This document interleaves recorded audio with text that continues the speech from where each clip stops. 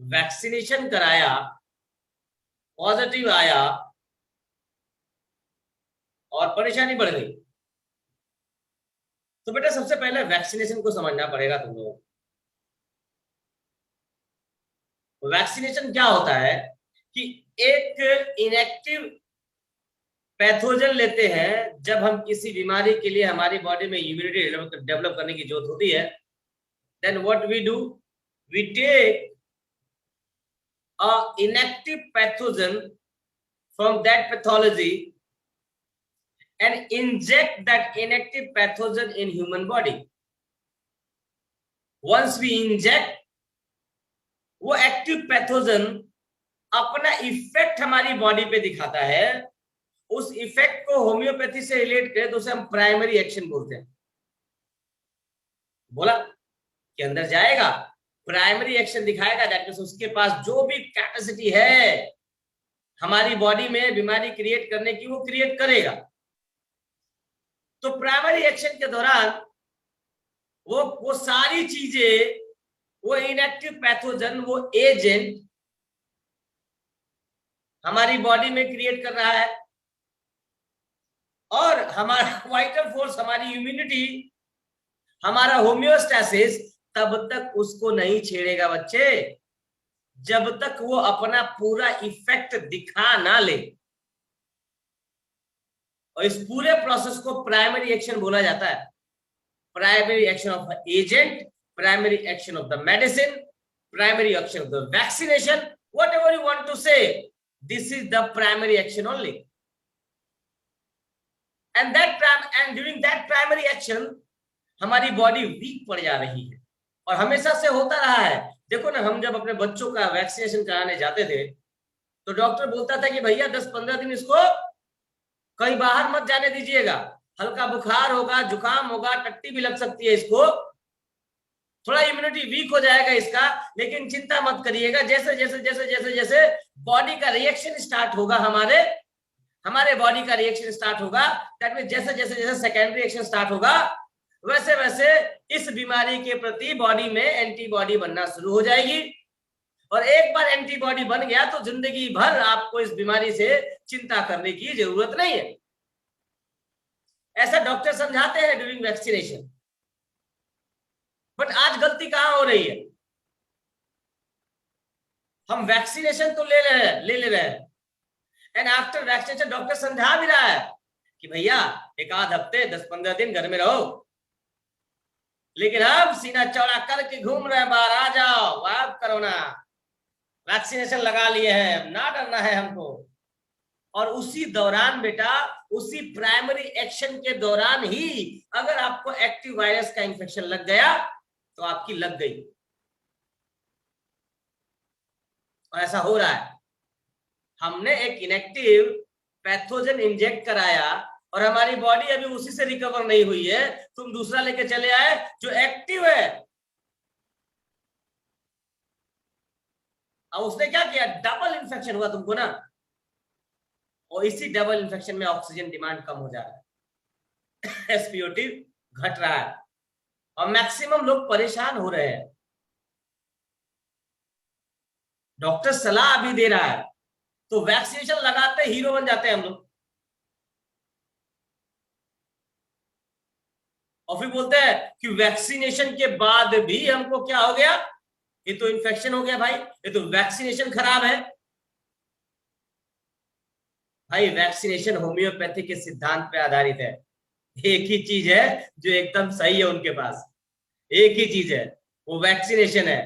And the vaccination is vaccination based on the philosophy of homeopathy, the philosophical background of homeopathy।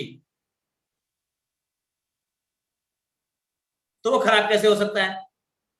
Problem ये है कि हम vaccination को समझ ही नहीं रहे। जब पढ़िएगा ना antigen antibody reactions take almost 45 day to create antibody, लगभग 45 दिन लगता है इसमें। कायदे से तो हमें जैसे कि वायरस का इन्फेक्शन हो रहा है और हम क्वारंटीन हो जा रहे हैं, कायदे से आफ्टर वैक्सीनेशन भी हमें क्वारंटीन हो जाना चाहिए। हमें मिलना जुलना नहीं चाहिए वैक्सीनेशन के बाद। लेकिन आज ये इंफॉर्मेशन नहीं पहुंच रही है लोगों तक। लोगों को पता ही नहीं है कि वैक्सीनेशन के बाद क्या करना है। और आज रिपोर्ट हो रहा है कि हमने वैक्सीनेशन कराया और हम बीमार हो गए।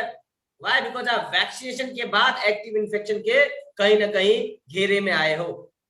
डेफिनेटली, क्योंकि ड्यूरिंग वैक्सीनेशन हमारी बॉडी वीक हो रही है भाई। और ये होता है, हर वैक्सीन के साथ होता है, चाहे वो कोरोना का वैक्सीन हो, चाहे वो मीजल्स का हो, चिकन पॉक्स का हो, हेपेटाइटिस का हो, बच्चों को तमाम वैक्सीनेशन लगते हैं। और जितनी भी माताएं हैं यहाँ पे, उनको पता है कि वैक्सीनेशन के बाद बच्चे को फीवर, जुकाम, टट्टी हो जाता है, तो क्या डॉक्टर के पास जाते हैं वो लोग? उनको पता है भाई, कुछ देर सेपरेट रख। और पता पहले कहा जाता था कि ये टीका लगवा के आया है, इससे दूर रहना, कुछ दिन तक दूर रहना इससे, इसको अच्छा खाना देना, अच्छे से उसको सफाई करना, इसके साथ रहना, इसकी देखभाल अच्छे से करना, ऐसा हमें पहले बताया जाता था। लेकिन आज बेसिक चीजों पे ध्यान लोग दे ही नहीं रहे बच्चों। बेसिक गायब है, हीरो बन रहे हम लोग, मीडिया, न्यूज, टीवी। भाई ये वाला इंफॉर्मेशन भी चाहिए लोगों को, ठीक है? क्योंकि ये प्राइमरी, मैं नहीं कह रहा हूं, देखो ना, फैक्ट्स एंड फिगर्स बोलते हैं। कल रात की क्लास में कितने लोग थे इसमें? बताइए, आप लोग थे रात की क्लास में?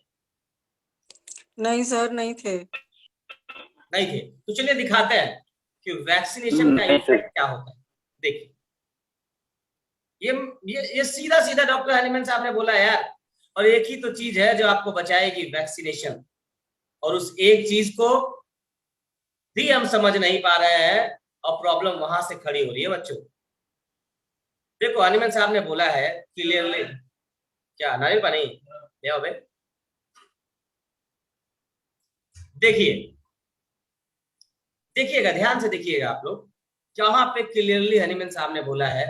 अब आप लोगों को मैं कई बार बता चुका हूं, कई बार पढ़ा चुका हूं, इस चीज को समझा भी चुका हूं मैं कई बार, ठीक है? एक बार और समझाएंगे।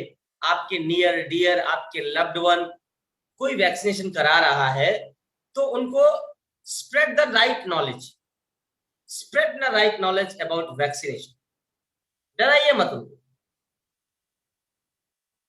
और पॉसिबल हो तो ये लहर उठी है घर में बस बैठने के लिए बोलिए, आफ्टर दिस लहर safely go to the vaccination, and after vaccination take sufficient care, because during vaccination body already weak हो जाती है।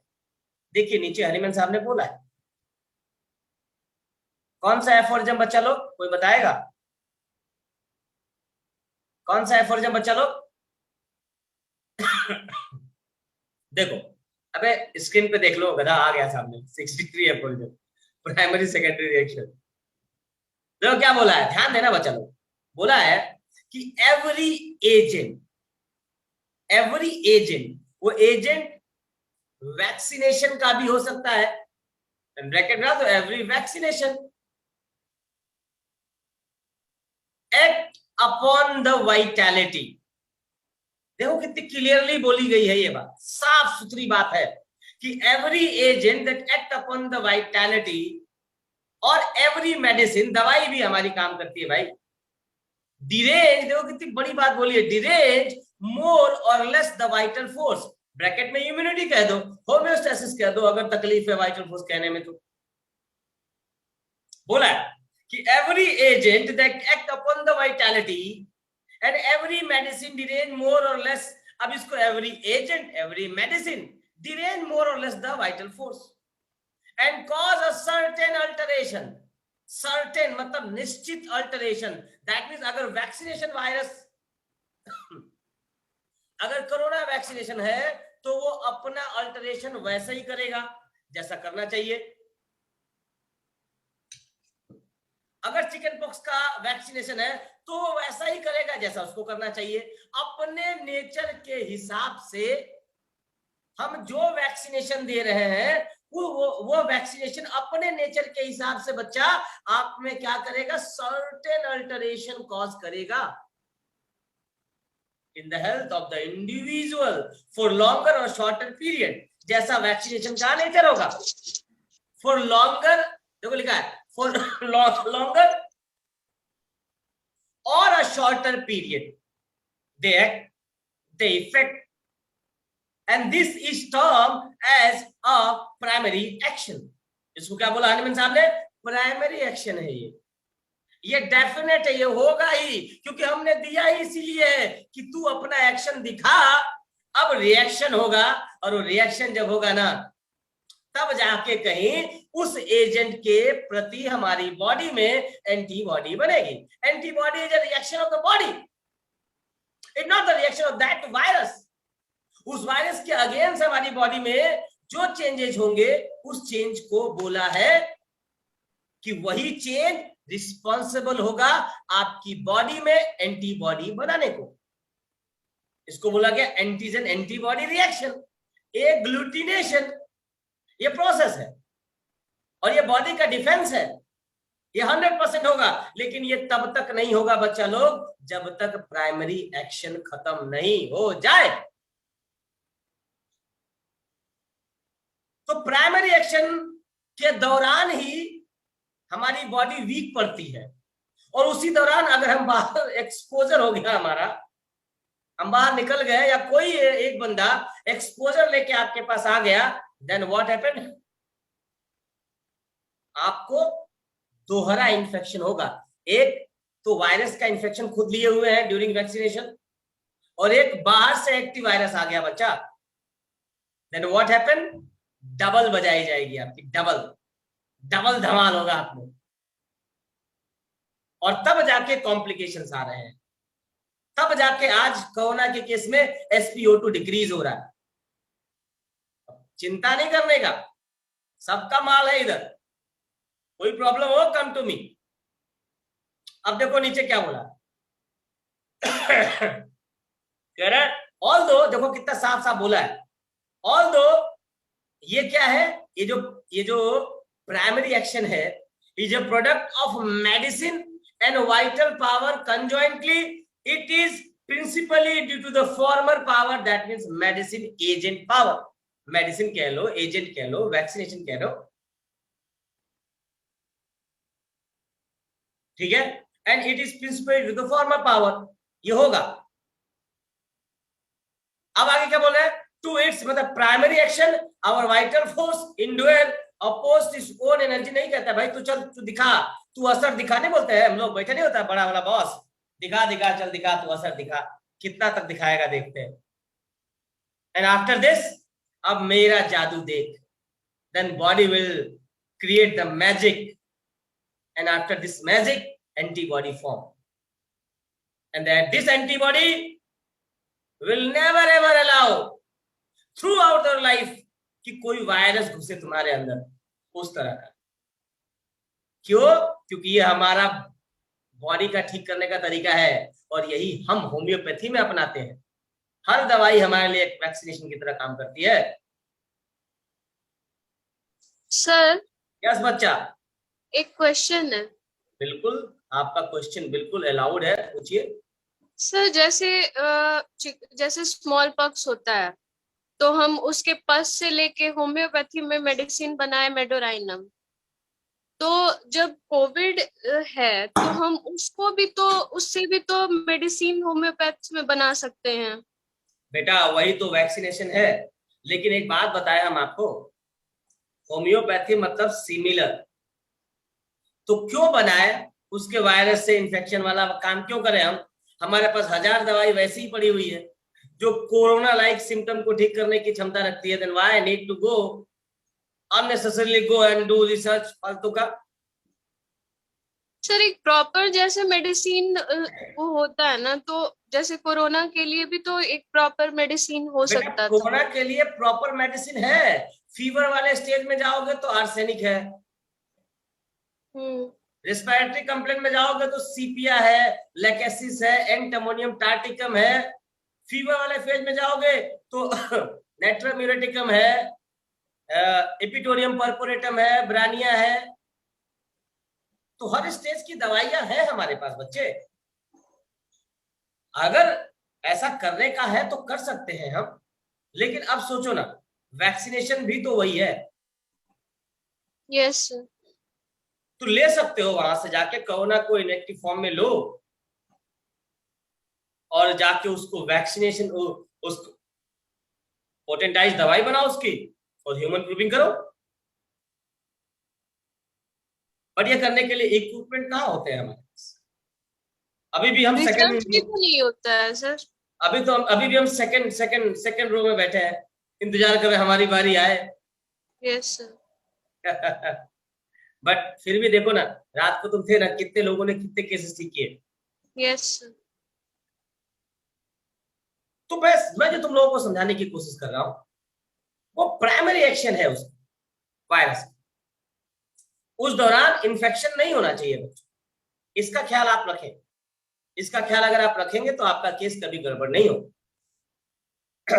देखो नीचे बोल रहा है सेकेंडरी एक्शन के बारे में, कि सेकेंडरी एक्शन हमारी बॉडी का होगा, देखो लिखा ना कि this resistance action is a property. कितनी बड़ी बात बोली है, सेकेंडरी एक्शन के बारे में बोल रहे हैं कि secondary action is a property of the body. That means defence है हमारा, डिफेंस है हमारा ये, और ये हर केस में होगा बच्चा। And it is indeed a automatic action. क्या बोला? It is indeed a automatic action of the immunity, of the vital force, of the homeostasis, which goes by the name of secondary action or a counter action. और जितने भी antibody form होते हैं ना बच्चा, वो सेकेंडरी एक्शन और counter action से फॉर्म होते हैं। और आज जो इन्फेक्शन हो रहा है ना आफ्टर वैक्सीनेशन, वो प्राइमरी एक्शन में डबल इन्फेक्शन हो जा रहा है। फिर हमारी बॉडी की सेकेंडरी एक्शन में वो कैपेसिटी ही नहीं है बच रही है कि वो दोनों को हटाए, क्योंकि क्या हो रहा है? डबल इन्फेक्शन हो रहा है। ठीक है, तो वैक्सीनेशन के बारे में सही नॉलेज स्प्रेड करनी है। और बच्चा सही नॉलेज यही है कि vaccination is a natural process, it is the only process जिससे हमारी बॉडी में एंटीबॉडी जनरेट होगा उस तरह के इन्फेक्शन के लिए। लेकिन ये एक प्रोसेस है, इट टेक टाइम, इस प्रोसेस में समय लगेगा। प्राइमरी एक्शन अगर आपकी बॉडी में हो रहा है उस दौरान आपको सावधान रहना है। सर एक सर मतलब पूछना है सर मुझे। पूछिए। हेलो। हाँ पूछिए पूछिए, सुन रहा है, पूछिए। सर मतलब एक सर समस्त विकास खंड मतलब कार्यालय है सर, सर बहराइच में। तो सर इसमें मतलब बताया गया है वहाँ के मैंने जो कर्मचारी हैं उनको ये कहा गया है कि मतलब इन्फ्लुएंजिनम 200 पावर में, कैंपर 200 पावर में लेना अनिवार्य है सर, अगर मान लिया आपने वैक्सीनेशन कराया है तो। इन्फ्लुएंजिनम नीचे और आऊंगा 200 नीचे पावर में, आऊंगा कैंपर 200 पावर। नीचे आऊंगा आपके सवाल का जवाब नीचे दूंगा त्रिपाठी जी, चिंता ना करें। जी सर, इन्फ्लुएंजिनम जो है सर जवाब दवा नीचे सर है, और कैंपर इसी में नीचे है। जी सर। तो सिंपल मतलब यही है कहने का कि वैक्सीनेशन कराइए, बट आफ्टर वैक्सीनेशन बहुत ध्यान रखना। ठीक है, अब मान लीजिए कि वैक्सीनेशन कराया हमने और कॉम्प्लिकेशन हो गया तो क्या करेंगे? तो ये लीजिए, हर चीज का इलाज है हमारे पास। ये देखिए, आपने वैक्सीनेशन कराया प्रोफाइलैक्सिस के लिए, तो देखिए रूब्रिक है हमारे पास। ये देखिए, मैं डालता हूं इसको ग्रुप पे अभी। क्या है? आफ्टर वैक्सीनेशन अगर कॉम्प्लिकेशन हो रहा है, ये 39 मेडिसिन है आपके ग्रुप सामने है, सिम्टम के हिसाब से दे दीजिए। और हम क्या कर रहे हैं, ये 3 दवाइयां देखिए नीचे, ये 3 रेमेडी प्रोफाइलेक्टिक ले रहे हैं ना हम लोग, वैक्सीनेशन प्रोफाइलेक्टिक यही ले रहे हैं ना। Yes sir. अब इसकी वजह से कॉम्प्लिकेशन आ रहा है। मैंने कम से कम 10-15 केस ठीक किए हैं थूजा से, केवल वेरुलाइनम से, ये भी वायरस है वेरुलाइनम का, सल्फर से। तो कुछ ऐसा नहीं है कि आपके पास इलाज नहीं है। आफ्टर वैक्सीनेशन कॉम्प्लिकेशन आता है, एक अच्छे होम्योपैथिक डॉक्टर से मिलिए या उसको मिलने के लिए बोलिए, डेफिनेटली आपका पेशेंट आफ्टर वैक्सीनेशन हेल्दी रहेगा। तो बड़े भ्रांतियां हैं, बड़े कंफ्यूजन है, उन सारे कंफ्यूजन को दूर करने की छोटी सी कोशिश है। पाटिल जी समझ में आया दवाई? जी सर समझ में आया सर, लेकिन सर इन्फ्लुएंजिनम और कैम्फर सर